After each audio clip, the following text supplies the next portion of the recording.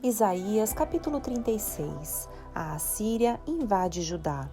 No 14º ano do reinado de Ezequias, Senaqueribe, rei da Assíria, atacou as cidades fortificadas de Judá e as conquistou.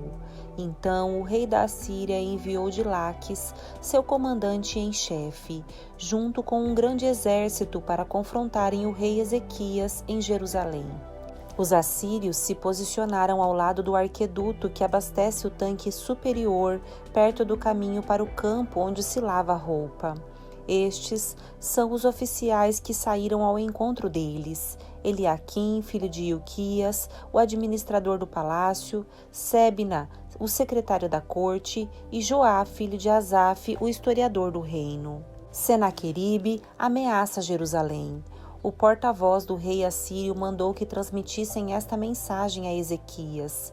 Assim diz o grande rei da Assíria: em que você confia que lhe dá tanta segurança? Pensa que meras palavras podem substituir experiência e força militar? Com quem você conta para se rebelar contra mim? Com o Egito? Se você se apoiar no Egito, ele será como um junco que se quebra sob seu peso e perfura sua mão. O faraó, rei do Egito, não é digno de nenhuma confiança. Talvez vocês digam: confiamos no Senhor, nosso Deus, mas não foi a ele que Ezequias insultou? Ezequias não destruiu os santuários e altares dele e obrigou todos em Judá e Jerusalém a adorarem somente no altar em Jerusalém? Vou lhes dizer uma coisa: façam um acordo com meu senhor, o rei da Assíria. Eu lhes darei 2.000 cavalos se forem capazes de encontrar homens em número suficiente para montá-los. Com seu exército minúsculo, como podem pensar em desafiar até o contingente mais fraco do exército de meu senhor, mesmo com a ajuda de carros e dos cavaleiros do Egito? Além disso, imaginam que invadimos sua terra sem a direção do Senhor? Foi o próprio Senhor que nos disse: ataquem essa terra e destruam-na. Então Eliaquim, Sebna e Joá disseram ao porta-voz: por favor, fale conosco em aramaico, pois entendemos bem essa língua. Não fale em hebraico, pois o povo sobre o muro ouvirá. O porta-voz, no entanto, respondeu: vocês pensam que meu senhor enviou essa mensagem apenas para vocês e para seu senhor? Ele quer que todo o povo a ouça, pois quando cercamos esta cidade, eles sofrerão junto com vocês. Ficarão tão famintos e sedentos que comerão as próprias fezes e beberão a própria urina. Então o porta-voz se levantou e gritou em hebraico: ouçam essa mensagem do grande rei da Assíria. Assim diz o rei: não deixem que Ezequias os engane, ele jamais será capaz de livrá-los. Não deixem que ele os convença a confiar no Senhor, dizendo: certamente o Senhor nos livrará. Esta cidade jamais cairá nas mãos do rei da Assíria. Não deem ouvidos a Ezequias. Estas são as condições que o rei da Assíria oferece. Façam as pazes comigo, abram as portas e saiam. Então cada um de vocês continuará a comer de sua própria videira e de sua própria figueira e a beber de seu próprio poço. Depois providenciarei que sejam levados a outra terra como esta, uma terra com cereais e vinho novo, com pães e vinhedos. Não deixem Ezequias enganá-los, dizendo: o Senhor nos livrará. Acaso os deuses de alguma outra nação livraram seu povo do rei da Assíria? O que aconteceu aos deuses de Ramate e de Arpade? E quanto aos deuses de Sefarvaim? Acaso algum deus livrou Samaria de meu poder? Qual dos deuses de qualquer nação foi capaz de livrar seu povo de meu poder? O que os faz pensar que o Senhor pode livrar Jerusalém de minhas mãos? Mas o povo permaneceu em silêncio e não disse uma palavra sequer, pois Ezequias havia ordenado: não lhe respondam. Então Eliaquim, filho de Ilquias, administrador do palácio, Sebna, secretário da corte, e Joá, filho de Asaf, historiador do reino, voltaram a Ezequias, rasgaram suas roupas e foram contar ao rei o que o porta-voz tinha dito. Isaías capítulo 37. Ezequias busca a ajuda do Senhor. Quando o rei Ezequias ouviu esse relato, rasgou as roupas, vestiu-se com panos de saco e entrou no templo do Senhor. Enviou Eliaquim, o administrador do palácio, Sebna, o secretário da corte, e os principais sacerdotes, todos vestidos com panos de saco, ao profeta Isaías, filho de Amós. Eles lhes disseram: assim diz o rei Ezequias, hoje é um dia de angústia, insulto e humilhação.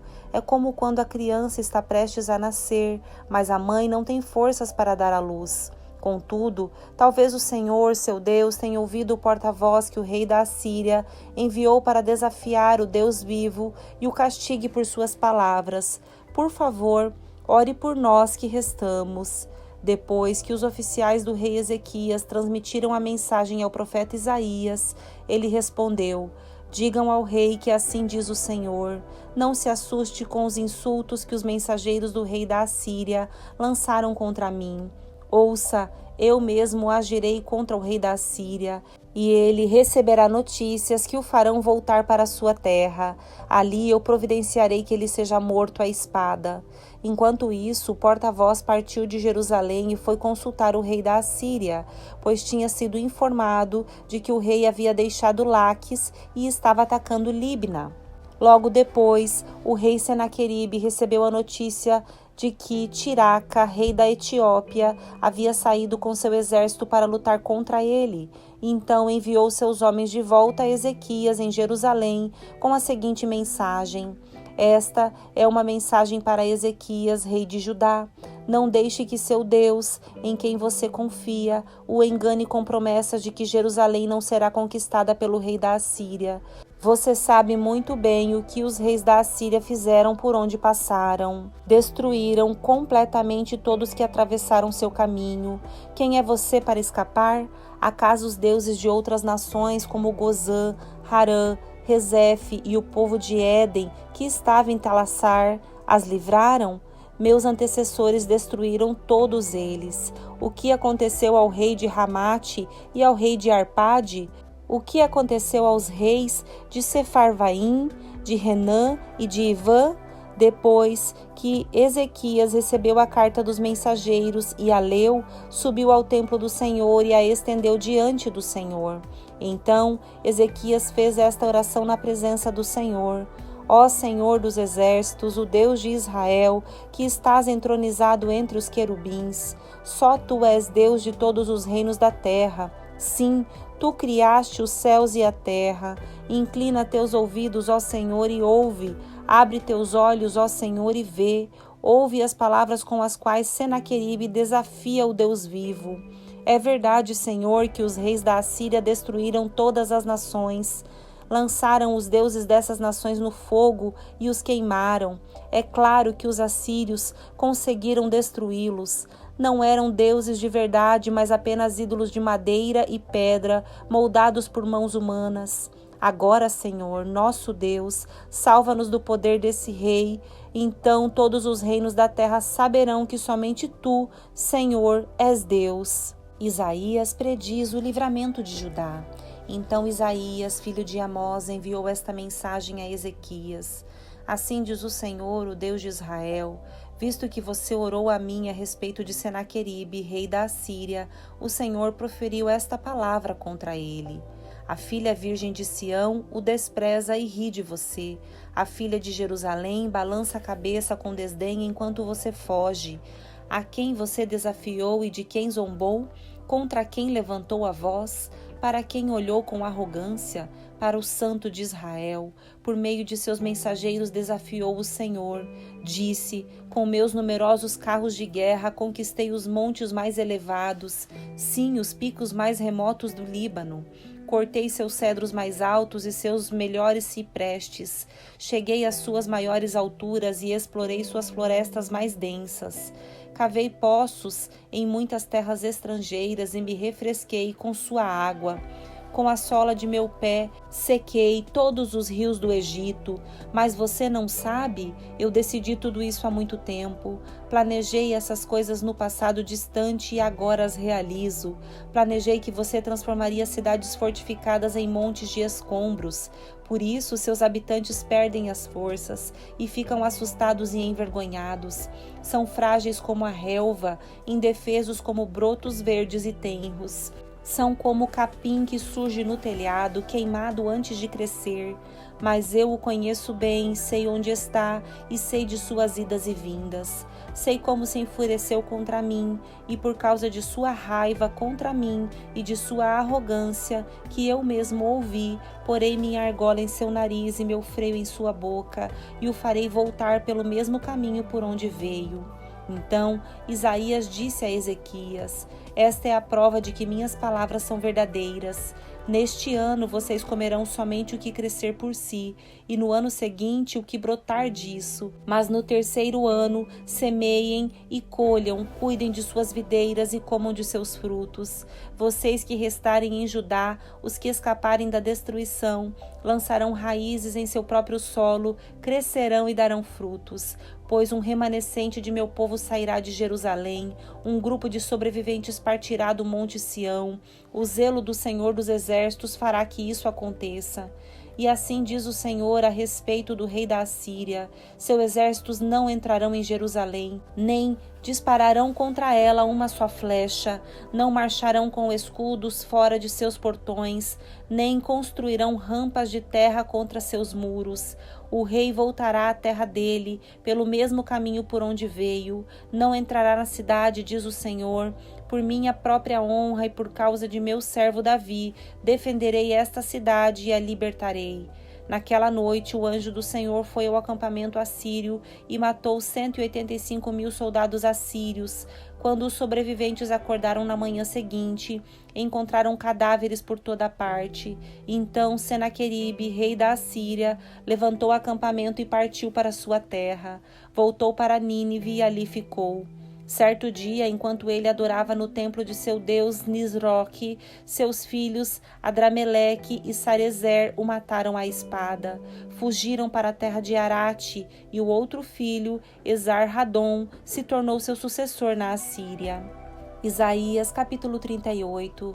A doença e a recuperação de Ezequias. Por esse tempo, Ezequias ficou doente e estava para morrer. O profeta Isaías, filho de Amós, foi visitá-lo e transmitiu-lhe a seguinte mensagem: assim diz o Senhor: ponha suas coisas em ordem, pois você vai morrer, não se recuperará dessa doença. Quando Ezequias ouviu isso, virou o rosto para a parede e orou ao Senhor: ó Senhor, lembra-te de como sempre te servi com fidelidade e devoção, e de como sempre fiz o que é certo aos teus olhos. Depois o rei chorou amargamente.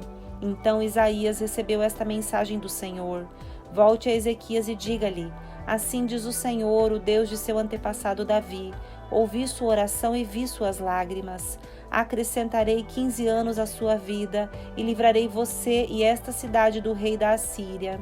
Sim, defenderei esta cidade. Este é o sinal do Senhor de que cumprirá o que prometeu. Farei a sombra do sol recuar 10 graus no relógio de sol de Acaz. Então a sombra no relógio de sol de Acaz recuou 10 graus. Poema de louvor de Ezequias. Quando o rei Ezequias se recuperou, escreveu este poema: eu disse, no pleno vigor de minha vida, devo entrar no lugar dos mortos? Serei roubado do restante de meus anos? Eu disse, nunca mais verei o Senhor Deus na terra dos vivos, nunca mais verei pessoa alguma, nem estarei com os que vivem neste mundo. Minha vida foi levada embora, como uma tenda de pastor na tempestade. Foi cortada, como o tecelão corta o tecido do tear. De repente, minha vida se acabou. Esperei a noite inteira com paciência, mas era como se leões me despedaçassem. De repente, minha vida se acabou. Delirante, chiureava como a andorinha ou como o grou. Depois gemia como a pomba. Meus olhos se cansaram de olhar para o céu à espera de socorro. Estou aflito, Senhor, responde-me. Mas o que posso dizer? Ele mesmo enviou esta doença. Agora andarei humildemente toda a vida, por causa da angústia que senti. Senhor, tua disciplina é boa, pois conduz à vida e à saúde. Tu restauras minha saúde e permites que eu viva. Sim, a angústia me fez bem, pois tu me livraste da morte e perdoaste todos os meus pecados. Pois os mortos não podem exaltar-te, não podem entoar louvores. Aqueles que descem à cova já não podem esperar em tua fidelidade. Somente os vivos te louvam como faço hoje. Cada geração fala de tua fidelidade à geração seguinte. Sim, o Senhor está disposto a me curar. Com instrumentos de cordas entoarei louvores todos os dias de minha vida no templo do Senhor. Isaías tinha dito aos servos de Ezequias: preparem uma pasta de figos e coloquem-na sobre a ferida, e Ezequias se recuperará. Ezequias tinha perguntado: que sinal o Senhor dará como prova de que irei ao templo do Senhor? Isaías capítulo 39. Mensageiros da Babilônia. Pouco tempo depois, Merodach-Baladã, filho de Baladã, rei da Babilônia, enviou cartas e um presente para Ezequias, pois soube que o rei tinha estado muito doente e havia se recuperado. Ezequias recebeu com alegria os mensageiros babilônios e lhes mostrou tudo o que havia na casa do tesouro: a prata, o ouro, as especiarias e os óleos aromáticos. Também os levou para conhecer seu arsenal e lhes mostrou tudo o que havia nos tesouros do rei. Não houve nada em seu palácio, nem em seu reino, que Ezequias não lhes mostrasse. Então o profeta Isaías foi ver o rei Ezequias e lhe perguntou: o que esses homens queriam? De onde vieram? Ezequias respondeu: vieram da Babilônia, uma terra distante. O que viram em seu palácio? Perguntou Isaías. Viram tudo, Ezequias respondeu. Eu lhes mostrei tudo o que possuo, todos os meus tesouros. Então Isaías disse a Ezequias: ouça esta mensagem do Senhor dos Exércitos. Está chegando o dia em que tudo em seu palácio, todos os tesouros que seus antepassados acumularam até agora, será levado para a Babilônia. Não ficará coisa alguma, diz o Senhor. Até mesmo alguns de seus descendentes serão levados para o exílio. Eles se tornarão eunucos e servirão no palácio do rei da Babilônia. Ezequias disse a Isaías: a mensagem do Senhor que você transmitiu é boa, pois o rei pensava: pelo menos haverá paz e segurança durante minha vida.